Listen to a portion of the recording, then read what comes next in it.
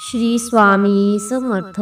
कोणत्या व्यक्तीच्या पाया पडल्याने आयुष्यात दुर्दैव येते? या 4 व्यक्तींच्या पाया पडल्याने आयुष्यात दुर्दैव येते. त्यामुळे या 4 व्यक्तींच्या पायात चुकूनही पडू नका, नाहीतर आयुष्यात कधीच यशस्वी होऊ शकणार नाही. कोणत्या आहेत त्या व्यक्ती? कोणत्या व्यक्तीच्या पाया पडू नये? कोणत्या व्यक्तीच्या पाया पडणे शुभ असते, तर कोणत्या व्यक्तीच्या पाया पडणे अशुभ असते, हे आजच्या व्हिडिओमध्ये आपण पाहूयात. त्याआधी तुमचीही श्री स्वामी समर्थ महाराजांवर श्रद्धा असेल तर व्हिडिओला एक मनापासून लाईक नक्की करा आणि कमेंट बॉक्समध्ये श्री स्वामी समर्थ लिहायला विसरू नका. 1. कोणत्याही म्हाताऱ्या किंवा वयस्कर व्यक्ती स्मशानभूमीतून आले असतील तर त्यांच्या पाया पडू नये, कारण स्मशानातून येणारा माणूस अशुद्ध मानला जातो. 2. मंदिरामध्ये कोणताही माणूस देवाची पूजा करण्यासाठी जात असतो, त्यावेळी तो सामान्य असतो. त्यामुळे मंदिरात कोणी भेटले तर देवाच्या आधी त्यांच्या पाया पडू नये. 3. झोपलेल्या माणसाच्या पाया पडू नये, कारण शास्त्रानुसार हे अशुभ मानले जाते. कारण शास्त्रानुसार झोपलेल्या माणसाच्या पाया पडणे म्हणजे मृत्यू पावलेल्या माणसाच्या पाया पडल्यासारखे असते, त्यामुळे खूप नुकसान होऊ शकते. 4. एखादी व्यक्ती जर देवपूजा करत असेल तर त्याच्या पाया पडू नयेत. त्याची पूजा पूर्ण होईपर्यंत वाट पाहावी, नंतरच त्याच्या पाया पडावे. पूजा करताना मध्येच त्याच्या पाया पडू नये, त्यामुळे त्याच्या पूजेमध्ये विघ्न येते आणि ते पूर्णपणे चुकीचे आहे. 5. साधू संन्यासी यांच्या आपण पाया पडावे, पण त्यांना कधीच आपल्या पाया पडू देऊ नये, कारण ते फक्त त्यांच्या गुरूंच्या पाया पडतात. 6. जावई आणि सासऱ्यांच्या पाया पडू नये. जावई आणि सासऱ्यांच्या पाया पडू नये असे म्हणतात, कारण पौराणिक कथेत शिवशंकरांनी आपले सासरे दक्ष यांची हत्या केली होती. 7. भाच्याने मामाच्या पाया पडू नये.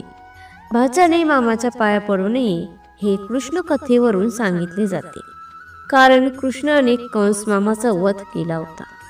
8. जेवताना पाया पडू नये. एखादी व्यक्ती जेवत असेल तर जेवताना पाया पडू नये. 9. प्रवासाला निघणाऱ्या व्यक्तीच्या पाया पडू नये. तसेच तुमच्याबरोबर प्रवासाला निघालेली व्यक्ती वयाने मोठी असली तरी तुमच्याबरोबर निघणार असेल तर त्यांना नमस्कार करू नका. 10. शत्रूला कधीच करू नका नमस्कार. आपल्या शत्रूला कधीच नमस्कार करू नये, कारण त्यांच्या मनात कायम द्वेष असतो. आपले चांगले होऊ नये अशी भावना त्यांच्यामध्ये असते, त्यामुळे त्यांच्या पाया पडल्याने आपल्यात नकारात्मक ऊर्जा येते. तसेच तो मनोमन आशीर्वादाऐवजी शाप देतो. म्हणून शत्रूला कधीच नमस्कार करू नये. कोणाच्या पाया पडल्यामुळे भाग्य वाढते? 1. मोठी बहीण आणि आत्याच्या पाया पडल्यामुळे बुधग्रह मजबूत होतो. 2. वयस्कर माणसाच्या पाया पडल्यामुळे केतुग्रह बलवान होतो. 3. वडिलांच्या पाया पडल्यामुळे सूर्यग्रह मजबूत होतो. 4. काकी, आई, आजी, मावशी यांच्या पाया पडल्यामुळे चंद्रग्रह मजबूत होतो. 5. मोठ्या भावाच्या पाया पडल्यामुळे मंगळग्रह मजबूत होतो. 6. संत, गुरु आणि ब्राह्मणांच्या पाया पडल्यामुळे बृहस्पती ग्रह मजबूत होतो. 7. वहिनीच्या पाया पडल्यामुळे शुक्र ग्रह मजबूत होतो. 8. सासरच्या लोकांशी चांगले संबंध ठेवले तर राहू ग्रह बलवान होतो.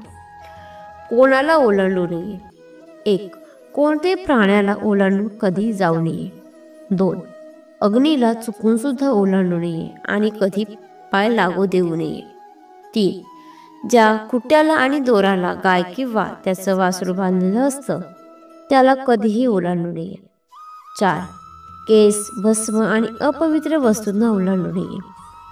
या 4 लोकांचे आपल्या घरी येणे शुभ असतं. 1. जर तुमची नणंद तुमच्या घरी येत असेल तर तुमच्या नंदेचं तुमच्या घरी येणं अत्यंत शुभ असतं, पण ती सारखी येऊन माहेरी राहत असेल तर ते चुकीचे आहे. मुलीने माहेरी पाहुणचारासाठीच यावे. 2. तुमच्या घरी जर तुमचे जावई येत असतील तर जावयाची पावलं तुमच्या घरासाठी अत्यंत शुभ असतात, पण जावयाने घर जावे होऊन राहू नये. 3. तुमच्याकडे वारंवार तुमचे भाचे येत असतील तर त्यांचे तुमच्या घरी येणं तुमच्यासाठी खूप भाग्याचे असते. 4. तुमच्या घरी कोणी संत, महापुरुष किंवा गुरुजन येत असतील तर त्यांची पावलं तुमच्यासाठी खूप शुभ असतात. 5. कुमारी मुलींना कधीच पाया पडायला लावू नये. हिंदू धर्मात मुलींना देवीचे रूप मानले जाते. कुमारी मुली हे देवीचे रूप मानले जाते, त्यामुळे त्यांच्याकडून पाया पडून घेऊ नये असे शास्त्र सांगते. कुमारी मुलींनी पायांना स्पर्श केल्याने माणूस पापाचा भागीदार बनू शकतो. हिंदू मान्यतेनुसार मामा आणि मामीने त्यांच्या भाचा किंवा भाचीला त्यांच्या पायांना स्पर्श करू देऊ नये. तुम्हाला ही माहिती आवडली असेल तर लाईक आणि शेअर करा. तसेच अशीच माहिती नेहमी ऐकण्यासाठी चॅनलला सबस्क्राईब नक्की करा. श्री सद्गुरू स्वामी समर्थ. धन्यवाद.